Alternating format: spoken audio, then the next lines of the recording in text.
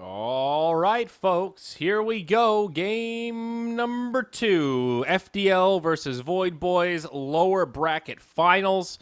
The second to last series of Canada Cup Season 7. It's been a long season, but I'll still be sad to see it go.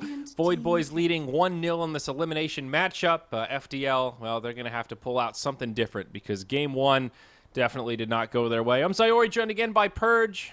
Purge, how you feeling coming into Game 2? Pretty good. First thing that sticks out to me is VoidBoys has banned 2 of the heroes that FDL picked in the first round before.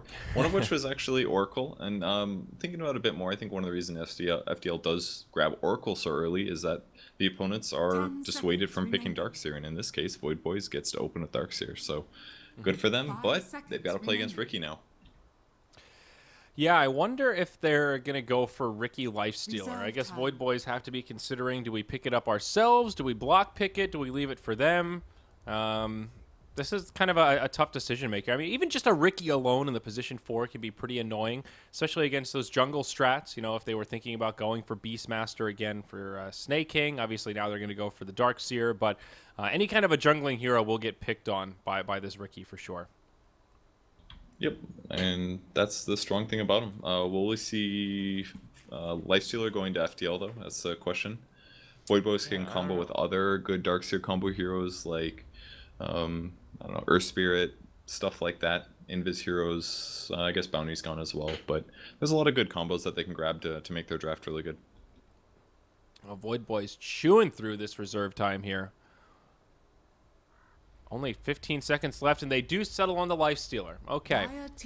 Now, I will say Void Boys have an okay opener for a Lifestealer. I mean, Darkseer is of himself an Infest Bomb carrier. He'll often go for Blink Dagger. You know, you can put the Ion Shell on him. The kind of the lawnmower thing going on with the Lifestealer. I don't really think it's bad for Void Boys, and it does set up a nice block pick. Yeah, I would agree. I think it's all right. Ion Shell in any melee carry can be really useful if you can set up the right situations. Like, for example, if Darkseer rotates mid for a team fight, Lifestealer can TP in, you can Ion Shell Surge him and start the fight off in a really good way. But not every team finds those opportunities, but I think that's the best thing about Darkseer in terms of his laning, at least in his like early mid laning. It's just the combos that he can do with melee heroes that can be really strong. Yeah, no doubt. What do FDL want for their second pick, though? First pick, Ricky, pretty open-ended, and they'll take the Beastmaster for themselves. So probably their off-laner, the position 3 once more, Iron Talon, all that jazz that we've come to love and enjoy. And probably the roaming Ricky. Timbersaw right away from Void Boys, man. They do not delay whatsoever. Wonder what that means. Well, I actually don't know. I mean, it's okay against Lifestealer, but Lifestealer's okay against it. They're kind of both good against each other. Maybe Lifestealer is worse because Timber should never die to Lifestealer, whereas the opposite can happen. But I mean, just generally, Timber is really good right now. Maybe not amazingly good, but definitely very good. He can scout as well. He can be tanky, and Ricky can show up, and that's kind of scary too.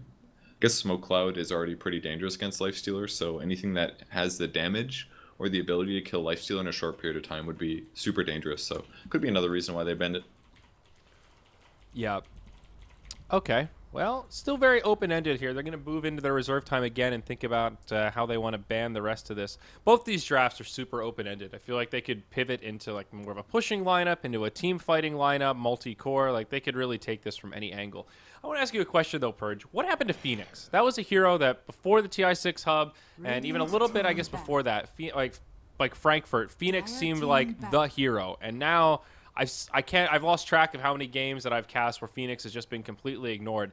How did he go from first pick, first ban to just almost irrelevant in some of these games so quickly? Was there a big change that I missed? I mean, it's a mix of things. It's like things like the hero pools have adjusted. Like Lifestealer, for example, is not very vulnerable to Phoenix because he just casts Rage and then, or he infests something, or he rages and hits your carry. So if you're Sunraying a carry, but he's magic immune at all stages of the game, then all you're doing is weakly healing your guy.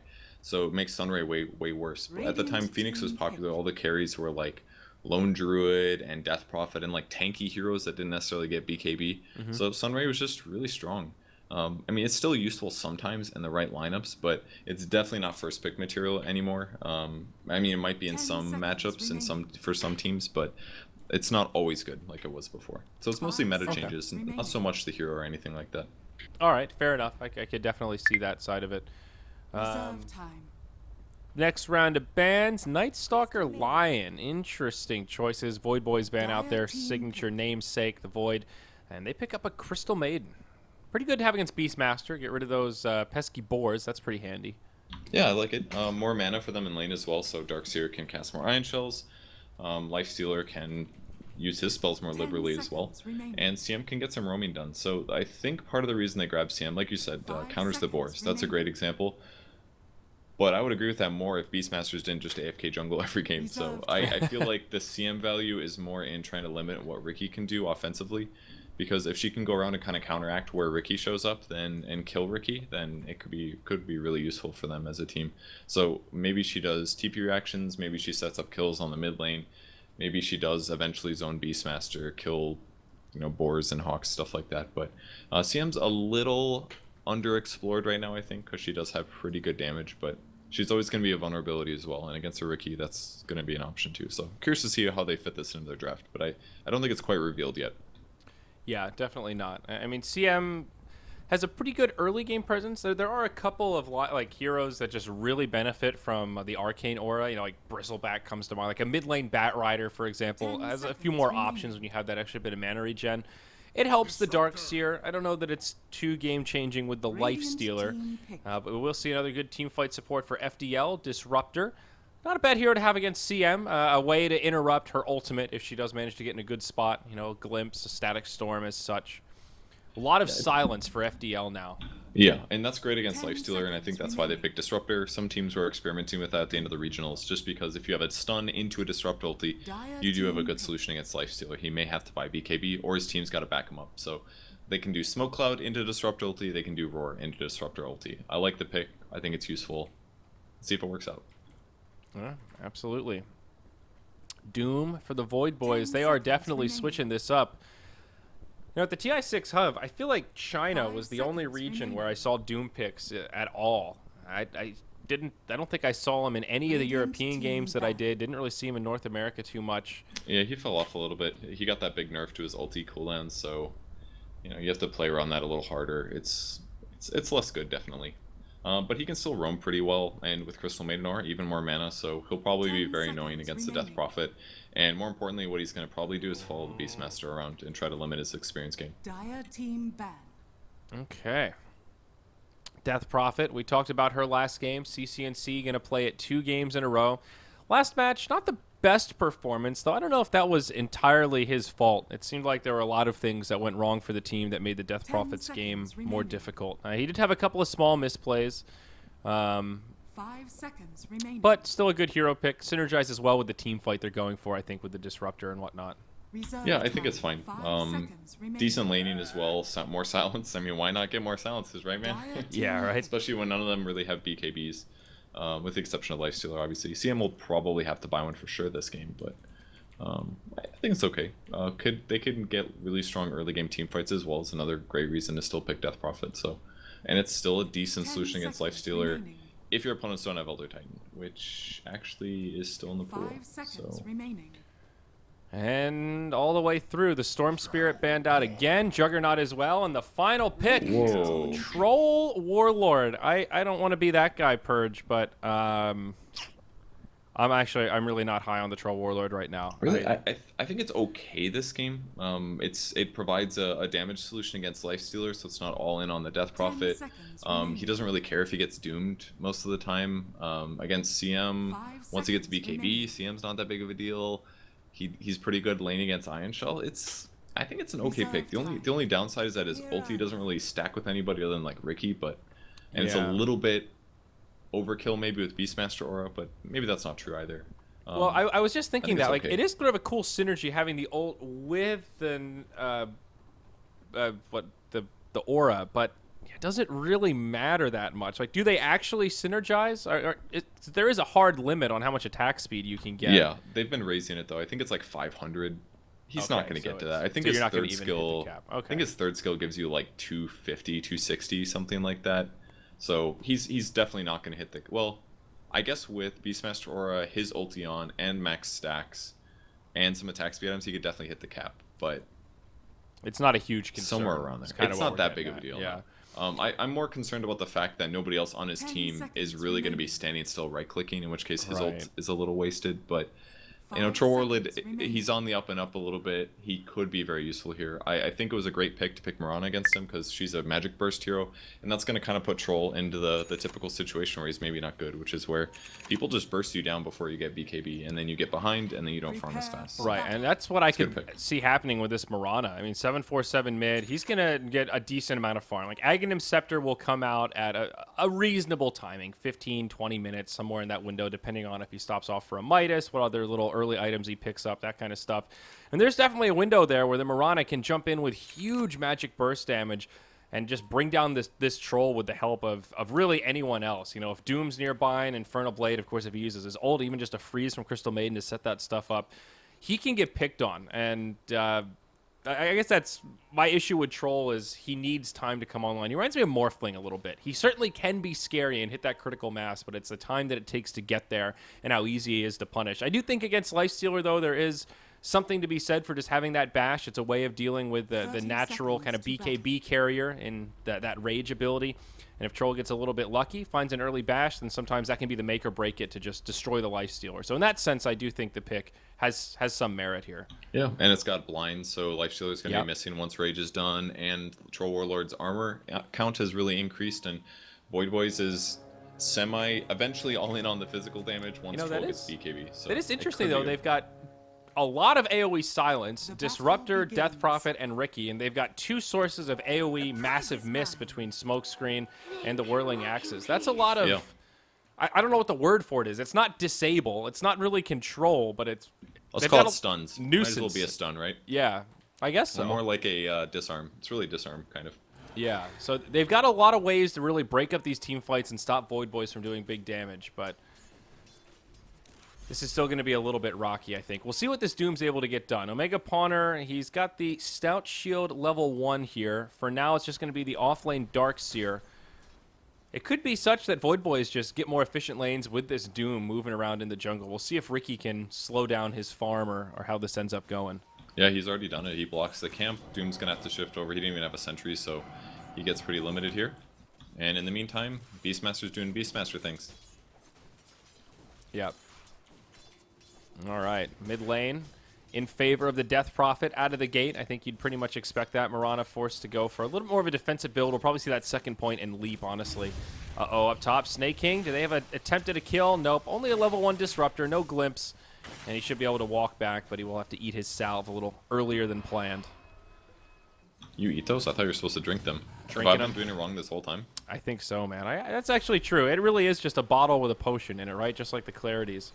I always think of tangos like eating the trees, and that verbiage just slipped okay. over to all the other consumables, I think.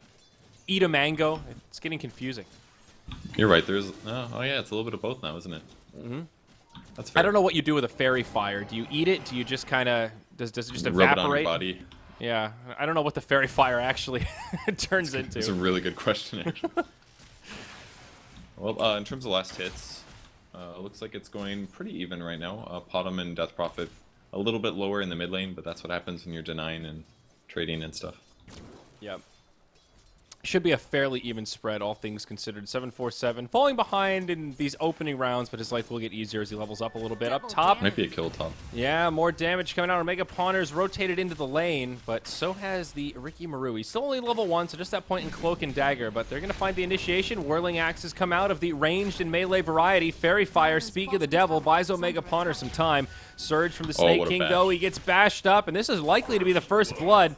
It's Franz that gets credit for it on the Ricky. And it's kind of a backfire for the VoidBoys. They were kind of the aggressors there, not quite anticipating that Ricky rotation.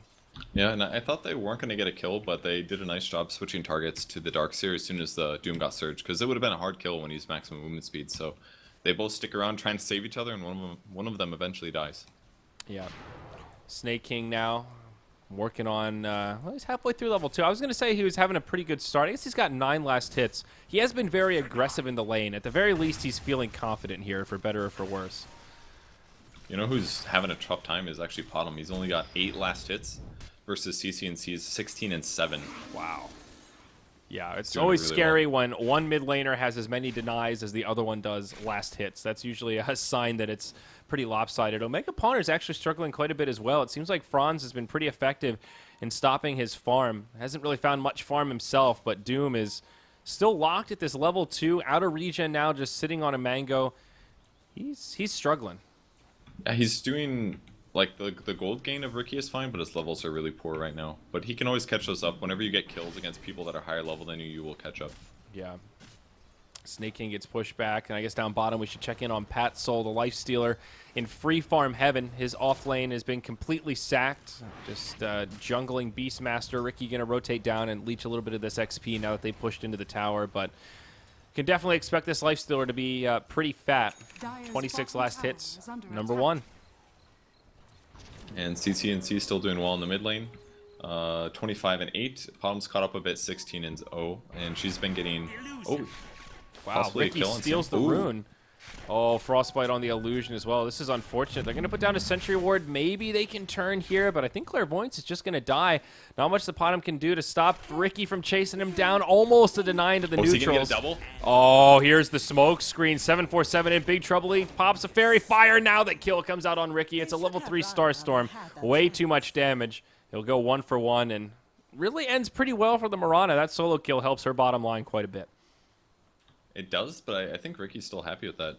Yeah. He got level 3 out of that kill. He may have bought out before he died as well. He almost got the double. It was very close. Basically, very patient mana usage there from 747, or he wouldn't have had that. So nice kill for him, and he creates space. He's happy to trade 1 for 1 there. Yeah, especially since this mid lane's been a little rocky. It feels like kind of a wash. Ricky benefits, but so does this struggling mid laner. Still going to be tough stuff for 747. He'll TP in, just launches an arrow for some extra farm. But Death Prophet now up to 33 last hits. I think we may see a slightly different Death Prophet from CCNC than we did in the last match, where he's going to be able to come online a little bit earlier and strike that much harder. Yep, and he was getting last hits the whole time that bottom was down there messing around, so I'm pretty sure that they minimum offset on the mid lane, and Ricky got advantage, so definitely good for FDL. Yeah. All right, pretty quiet early game, though, aside from those sort of Ricky rotations. Darkseer now level 4. Everyone seems pretty happy just sitting back and farming here. Purge, MJW, Iron Talon, almost level 6 on the Beastmaster. He's going to have a very well-timed Primal Roar, and this first rotation could be pretty telling. Mid lane, are we going to see something on the 747? It's Franz, who's made his way in, and that smoke screen completely shuts down the Mirana, trying to pounce away, but can't get out. The combination of the slow from the Spirit Siphon and the smoke screen is just too much. Now Snake King glimpse back to the low ground. He'll just TP home. Nice heads-up play. Barely lives. Crypt Swarm, not enough damage. That was a great TP. Great gank setup as well, though. Rotating for runes, nothing too unusual about that.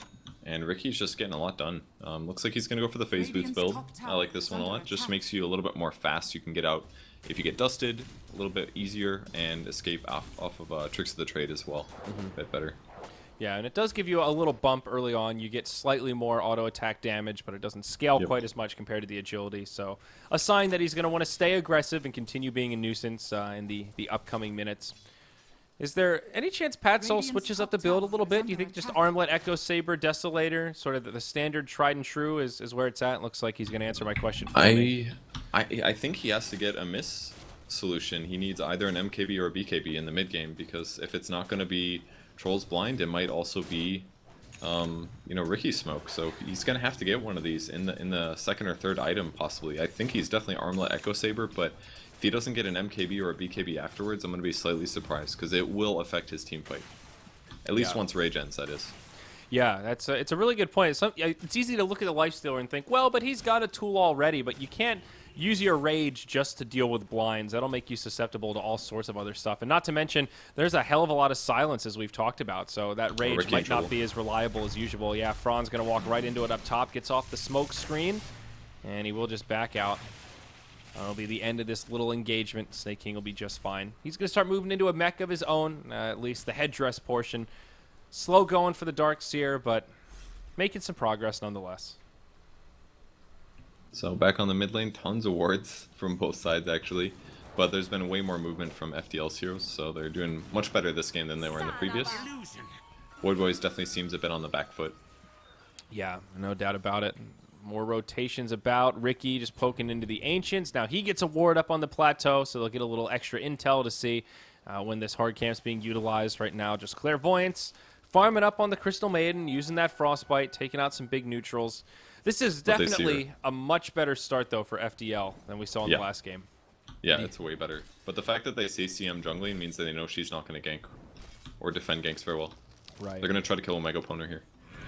Yeah, maybe. Getting pretty low. Oh, God, he gets sunned up by the Centaur. That's a great setup for Franz, but 747's nearby. Starstorm almost gets that second star, but they turn it around completely. Doom just gives him the fiery sword. That's a misplay there from Franz. Yeah, I don't know if he knew that the bottom was there. It was a cool play to move the illusions in because they're invis and they triggered the Centaur Stomp, but it just didn't do enough damage, and that's his skill build. He's got 2 points in Smokescreen, a third in his Cloak and Dagger. Might have made the difference there, but either way, he still doesn't have his Blade of Attack in his inventory. If he had a Phase Boots there, he would have killed Doom most likely, but he's just slightly behind now. I am a little scared for VoidBoys about the presence MJW is going to have in this game, though. He almost has the level 1 Necro Book. He's been left completely unchecked. Hasn't set up any kills yet with the Primal Roar, but he has been completely focused on farming. You see him now just moving into Radiant neutrals here. Smoke broken immediately by Franz. Great rotation. He gets an Observer Ward down also. Clairvoyance and Omega Pawner just immediately back out. That'll stop that gank dead in its tracks just as Doom hits level 6. Very nice. Yeah, that was really nicely done. He was just looking at the board and knew Doom was close to 6. As soon as Doom hits 6, he's going to go for a smoke gank somewhere, and he breaks it. If he would have died for that, it would have been worth it. Down bottom, maybe a lifesteal. Here we go. Set up with the Primal Roar. Backstabs coming out. This should be an easy kill. They even get the Battle Trance from the Troll Warlord, using some of that global presence there to make that kill possible. That's really cool, and nicely done by them as well. They had so many slows, Orb of Venom and the Boars. That's a dead hero every time, so the game is going to be very tough for a Lifestealer from here on out. Yep, and just like last game, all 3 cores on one team floating towards the top. This go round, it's on the other side of the coin in favor of FDL. 747 now moving into the enemy jungle to get some neutral kills of his own. We haven't really checked on the troll too much, but he's gone for a pretty standard kit also. Phase Boots, Helm of the Dominator. I think likely to start stacking up Ancients once he finds a creep to take over. Oh, Beastmaster in trouble. Frostbite might set up for 747. Did that Starstorm fall short? Yeah, he didn't have the mana for the leap there. I think he should have done the arrow. He definitely messed up. He should have done arrow from the Frostbite and then Starstorm while bottling, but he didn't quite have the full mana to do both, so he chose the Starstorm and wasn't in range. Yeah, poor Snake King gonna go in too deep up top. He'll just get sandwiched. Really nowhere for him to go once he's committed like that, as Lifestealer does get a deny on that bottom tier 1. Whew. VoidBoys getting picked off left and right here, Purge. Yeah, it's not good for them. Losing Doom on the mid lane. He didn't ult at least, but could be Mirana dying here. Yep, 747 initiated on. We'll be able to pounce back. CCNC still with plenty of duration left on the ult, though. We'll be able to get a little bit of extra damage onto this tower. Another TP on the way in. It's snaking. No wall yet, though, or pointing back. So right now he's just a Surge Ion Shell kind of guy. He is holding on to a skill point. I don't know if he's going to go Atos this game on Death Prophet or not, but it's okay this game. It's probably better for him to go Yules against things like Mirana, Crystal Maiden, Lifestealer, but at least with Atos, he can try to keep Doom away from him if he doesn't get doomed. Atos might be a good choice. Actually a pretty good solution against the Mirana as well. She always has that leap to get away, but the Atos has a pretty long range, and sometimes you can still close the gap. Like, for Death Prophet, all she has to do is close the gap again after that leap away to get another Soul Siphon. If Mirana doesn't have leap, she's just dead every time, and it is an Atos. Yeah. Good call there. Yeah, she doesn't really have as bad of armor or survivability problems this game, because it's basically just Lifestealer's right click, so she doesn't feel the need to have to buy an armor item really. She's going to go maximum efficiency, just one of the best value stat and mana, or basically stat, HP and tons of int. It's going to give her a really good efficiency in the early game, and she's going to put an Infused Raindrop on top of that, and by she I mean CCNC of course, but with the Infused Raindrop on top of that, he's going to tank so much magic damage in the next fights. Yeah, top tier 1 tower will be a freebie for the VoidBoys as FDL just move right into the Roche pit. With the Inner Beast, the Necro units, the Boars, they've got a lot of damage here, and Roche falling pretty darn fast for 13 minutes in.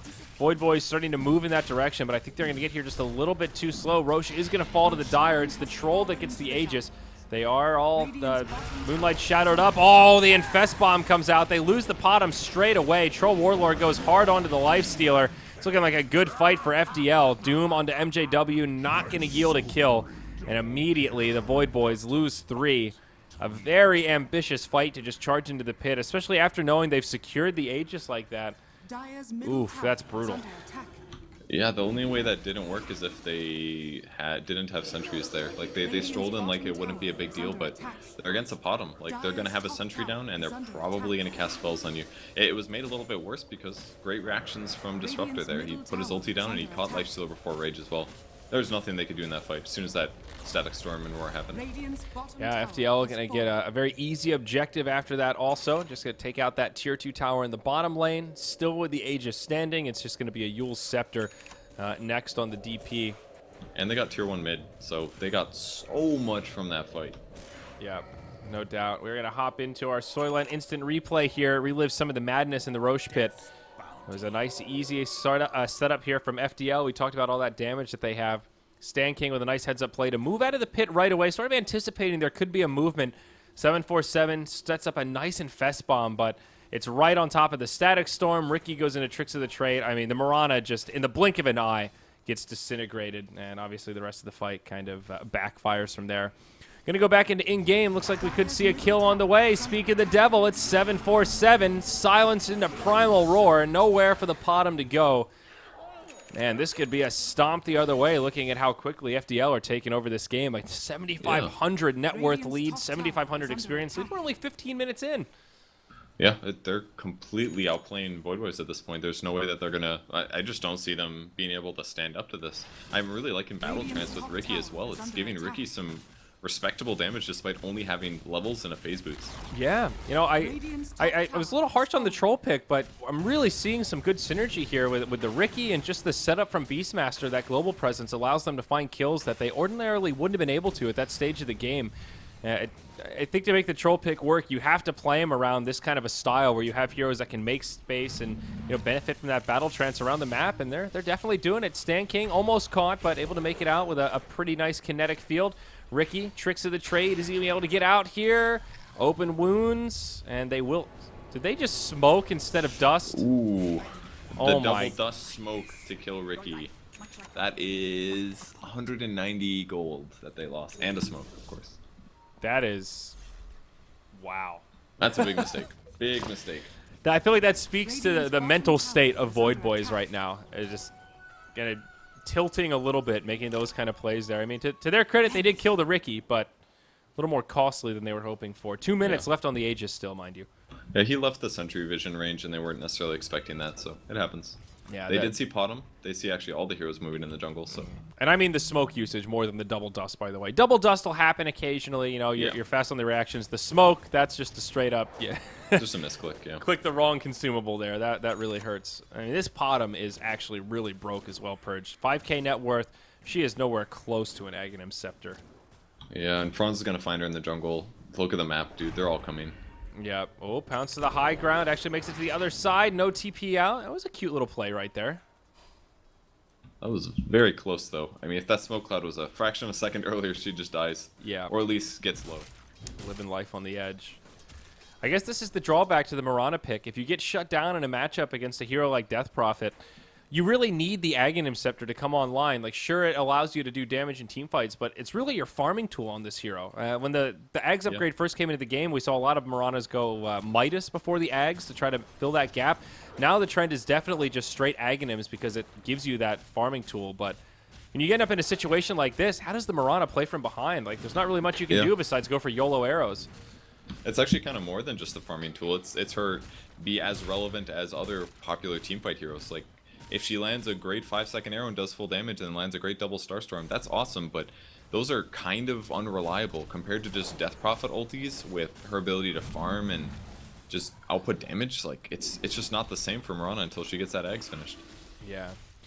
3-10, FDL with a sizable lead. Looking to take some more map control here. Echo Saber up on the Lifestealer. That'll be his second core item after the armlet, so he's feeling pretty good. You know, he's top of his team, kind of keeping pace. Everyone else is really feeling the hurt a bit more than he is. Glimpse back onto Clairvoyance. Not going to be enough for a kill, but VoidBoys get repelled, and we'll just lose a tier 2 tower. Really no fight. Still about half duration left on the Exorcism. FDL just go right towards the top lane, creeps pretty close to the tower. 2 tier 2s with 1 Exorcism. FDL is feeling hot to trot right now. Yeah, I don't think the Exorcism will do that much damage to the tower, but they can still pretty confidently do this, unless there's a Great Doom. And look at Ricky's positioning. He did it, broke it.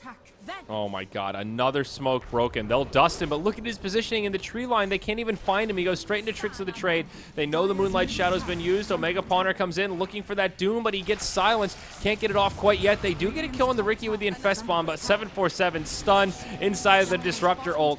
Still not enough. FDL can't get their ducks in a row, and they're going to lose this team fight. Even with Ricky breaking the smoke, it's a 3-0 the other way. A huge fight for the VoidBoys, and absolutely a sign of life. Nearly a 3K net worth swing after that trio of kills. And everything I said was basically wrong. They could still fight. They smoked into it, and that was the big thing. And they were all on the same page. FDL perhaps wasn't coordinated there. It definitely seemed like some said run. Most of them probably said run, but some did get caught on the retreat. Yeah, it's still a big play from the Ricky, though. He's done a really good job kind of reading the game, judging when they're going to smoke, and it did give FDL kind of a fighting chance in this fight, but they made the call to retreat, and the VoidBoys just punished it really hard. I thought 747 was going to die there for sure, but they had a little heal at the end, and yeah, MJW's escape definitely did not work out in his favor. That's because they weren't on the same page. You know, if that was like what Roar and Static Storm being used, but what if Death Prophet's there and is able to Spirit Siphon and use a nuke on him? That guy would have died. Yeah. And then they maybe could have won the team fight, but it was pretty iffy. They shouldn't have been there in the first place just to be safe. It's either that or they have to take the 5-man. I think they still could have won it considering what happened in the circumstances with Ricky breaking the smoke and them getting Static Storm on bottom. But they didn't commit, and that's why they lost so many heroes. So yeah, they get back into the game, and FTL is going to have a slightly harder uphill battle. Yeah, still a pretty commanding lead for them, though, around that 5K net worth mark. Does allow for some core items to come out for the VoidBoys. Crimson Guard now on the Doom, and Mirana will indeed get her Aghanim Scepter. We see Snake King with his Blink mech. I think he had the mech at the beginning of that fight, but still, he is definitely coming into his own. I do like this item build that Bisa has gone for on the Troll Warlord. Just right into the S&Y. It's a very standard build, nothing crazy about it, but I feel like S&Y is really core on this hero. I think I was talking to Merlini about it at the hub, and we saw a game with the Troll that didn't go S&Y, and he just feels so lackluster without that extra movement speed and extra bit of stats. Yeah, I've tried the same thing. I really want like Echo Saber Troll to work, and it sounds kind of cool on paper, but S&Y just does all of those things plus the 16% movement speed. You just can't pass it up because your hero is weak disables. You need to be able to chase people down. You need to be able to do those maims on them to slow them down and give you that advantage. And you need the stats just because you need to be survivable. It solves so many of Troll's problems. This has to be the build in almost all cases. Yeah, absolutely agreed on that front, my friend. Tier 2 tower up top under some pressure. The VoidBoys getting aggressive. FDL in enemy territory. Looks like they'll just rotate up themselves. They've got a gem on MJW as well as a couple of sentries on Stan King. So they are ready to deal with this Moonlight Shadow if VoidBoys do anything crafty. Also an ultimate orb now up on the Troll. So Bisa feeling pretty brave. They sense a rotation coming, and VoidBoys, they get the hell out. They mass TP back to their base. Old Warcraft 3 Archmage style. Yeah. They're looking pretty good now. Controlling the map decently. They've got good wards on their opponent's side of the map. They just need to put a little bit more pressure on. Maybe wait for Roche, take a fight. Maybe an occasional smoke gank, but I'm sure Ricky will continue moving around.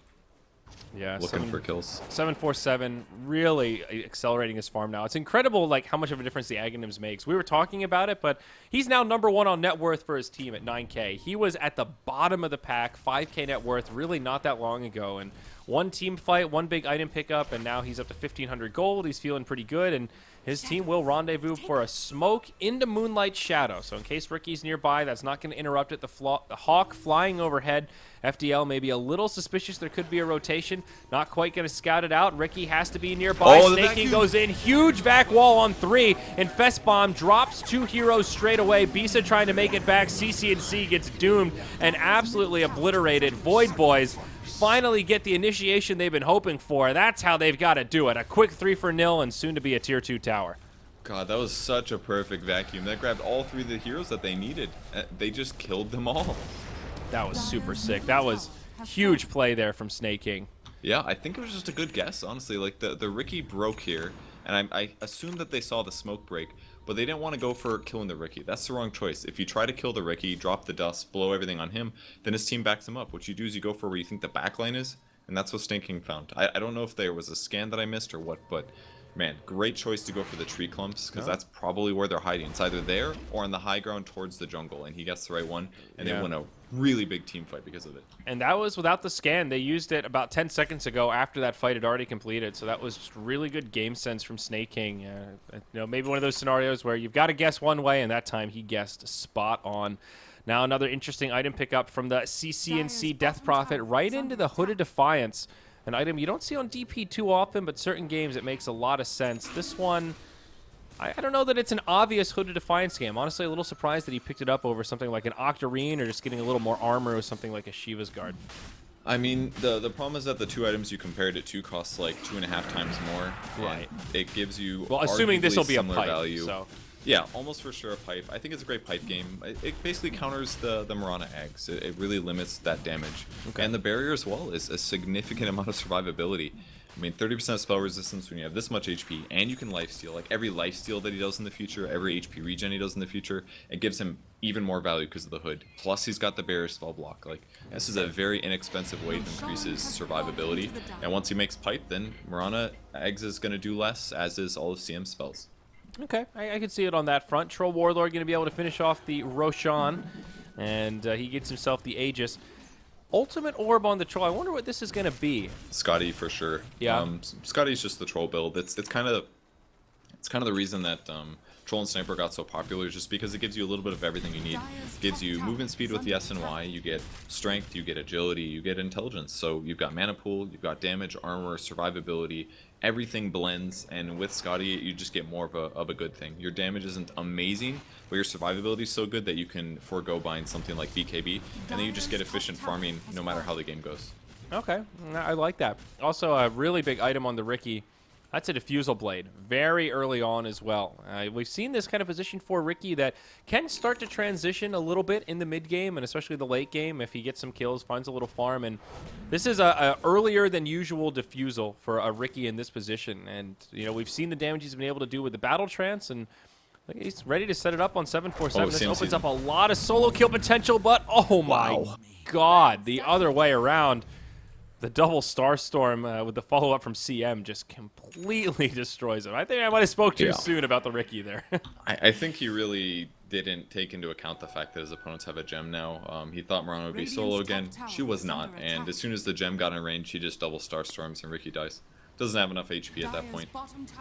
It's a great offensive build, though. I mean, if he can avoid the double Starstorm, that's probably going to hit him during the fights, and then Smoke Cloud and ulti on 2 or 3 heroes. It's going to be really useful. But he can't take that burst anymore. He's got to play real careful against Mirana. Yeah, absolutely. They'll trade some towers here. Tier 2 in the top lane will fall, and we're getting pretty low on outer towers. Just one humble Tier 2 in the bottom lane for FDL, and that'll be it. Moonlight Shadows deployed. Snake King looking for an opening. They'll find it onto Stan King. They also get the Dyer's Courier. It did have a bit of cargo. Let's take a look. What was he carrying? Pieces. Oh, yeah. Scotty finished. The orb. Oh, boy. The Mirana is completely paying off now. I think they picked it as a Riki counter for some of the reasons we've talked about. Once he gets Ags, if Riki's in the fight, he's going to take 600 magic damage and then possibly double hits, and then he'll just die kind of stuff. Like, she can even be silenced and the Ags is still going to go off. And the Invis just counters him. It kind of gives you what Riki does to you and allows you to do the smoke plus pot of ult and sometimes catch your opponents where they would definitely catch you in opposition. Well, on that same vein, 747 now goes right into a BKB. So if they were having trouble dealing with the Potom before, now that silence not going to be working as well as it once was. Franz getting aggressive here, goes in onto Clairvoyance. Is it just bait? He's going to be able to walk out of the tricks of the trade. 747 on the way over, but there's a fight breaking out on the other side. Omega Pawner getting low. CCNC's gotten off the Exorcism. Snake King dropped the wall looking for another vacuum. They've lost their Doom first, but now Franz in too deep will concede his life as well. It's a 1-for-2. Lifestealer able to chase down the Death Prophet on the back line. MJW looking for a retreat. Blink to the low ground. and he will live. A very spread out fight, starting with Ricky off to the side and the rest of it breaking out in the mid lane. VoidBoys managed to find an advantage, but I think that long spread out chaos will definitely start to favor them in these fights. For FDL, the more clumped up, the better, so they can maximize on that DP ult. Yeah, I really thought that they would at least get the Doom kill faster, but with the Crimson Guard, you're damage blocking a lot of damage. Every single time you can block from the Necro 3s, as well as the Death Prophet right clicks and the Beastmaster right clicks. So they needed somebody else there like Troll to guarantee the kill, just tons of physical damage, but they didn't have that. So he kept him alive forever. Eventually, Guardian Greaves came through, and they finally get back up and they win the fight. Yeah, and we were talking about Lifestealer. Does he need to get something like an MKB, something to deal with some of the miss? And he's going to go BKB. He's actually almost a recipe away. Not an item you see on the Lifestealer that often, but definitely makes sense in the context of this game. Yep, it's the safer solution. If you buy MKB, it's kind of counterintuitive to what Deso does. So yeah. This one's just a little bit more straightforward and a lot safer. Although MKB would be a lot more damage. Still, they've got pretty good damage themselves, I guess is sort of the thought process. And BKB isn't bad for Lifestealer. 24 damage, 10 strength. He's okay with those stats. It's better than, an agility or a strength or an int hero having to buy that. But right. The downside to BKB in this game doesn't stop Troll Warlord at all, except for his blind. But the bright side is that he's not going to take Magic Nuke from Death Prophet or Disruptor or even Mana Drain from Beastmaster. There's a lot of good things about the BKB this game. So he's probably okay with this considering their position right now. Yeah, still susceptible to those 10% bashes, though. That is the one thing that the Troll has always just a leg up on over the Lifestealer. Those bashes really hurt. Is Courier going to be coming back up here? He's now picked up a Crystallis to go with his Scotty, so now Bisa just starting to transition into damage with these right clicks on the Troll. Really starting to become a scary force. Yeah, they're going to be way better right now than they were in the last fight. Unless CTNC. Uh-oh. Doomed up, slowed by the freeze, follow-up arrow, and that is a dead Death Prophet. Now Pat Soul goes in deep, brings down the Disruptor with a quick rage. 2 back-to-back kills. DP does have a buyback and an ultimate, so FDL could still maybe make a hold here, but Disruptor down for 30 with no buyback in tow. A huge mistake there by CCNC, trying to push out the wave, but gets caught instead. And there wasn't yet a Force Staff on Disruptor because they've been losing some fights, so no way to save him there once he gets doomed and his team's that far. Yeah, no glyph for the Dire side either. It's down for 3 minutes. Oh my gosh, this is a huge window for VoidBoys. Clairvoyance goes in, Sepsis on NJW, beautiful back. It's a dead Beastmaster. He's dead now without buyback. CCNC buys back, TP's into the dead tier 3 tower, holding the Exorcism for now. VoidBoys might just back out, happy to get that kill and force out a buyback. If they can stop CCNC from getting any kind of recovery here, it is so costly to burn a buyback like that. They could also fake back. They've used the Moonlight Shadow. They're going to go in onto Bisa. BKB, pop by 747. Troll Warlord dropped immediately. They'll get a follow-up kill on the Disruptor, and this is looking disastrous for FDL. They're just getting picked apart, and before the fight's even over, GG is called. And just like that, VoidBoys take game number 2, 20-11, and eliminate Friendship, Dedication, Love from Canada Cup Season 7. Damn, the game changed so much. I thought FDL for sure was going to be able to pull this one out. Look at the graph, Mike. The small mistake on the top lane just transitioned into getting pickoffs here and there. And then the huge mistake by CCNC to get caught off mid just kind of ended the game. And really what Troll kind of needed there was a BKB. He was useless, actually. He got frostbit by Crystal Maiden, and he was just done. He couldn't do anything.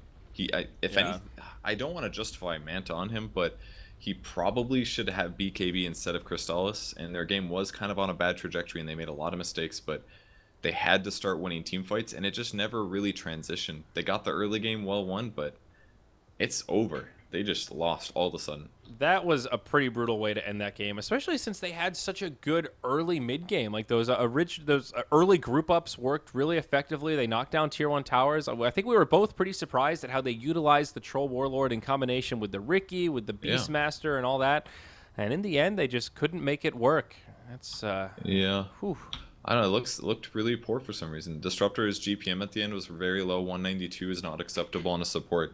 I think consistently Stan King just gets a little underfarmed, and Force Staffs here or there couple better engagements, they easily could have won this game, but they let their opponents get ahead of them, and they took a lot of great fights. Props to Snake King. He absolutely won them that one mid fight. That was amazing. No doubt. That was definitely the highlight of the series for me. Super clutch Darkseer plays there. And we will have one more day of Canada Cup, folks. It's coming up tomorrow. It is going to be Digital Chaos versus the VoidBoys and their new squad, this new Drag-Neil hybrid.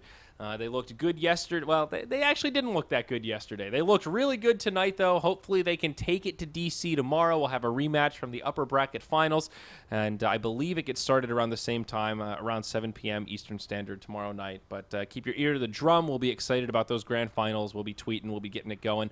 That's it for today. We're done in terms of casting, but stick around after this ad roll because we will have a loot market giveaway, a double at that. So you have 2 chances to win some sick Dota 2 in-game cosmetics. You're going to want to stick around for your chance at the Rolodex and see what you can win. I'm Sayori, he's Purge. If you enjoyed the cast, give us a follow on Twitter at SayoriTV and at Purge Gamers. We're from moonducktv. This is Canada Cup Season 7. We look forward to the grand finals coming up tomorrow.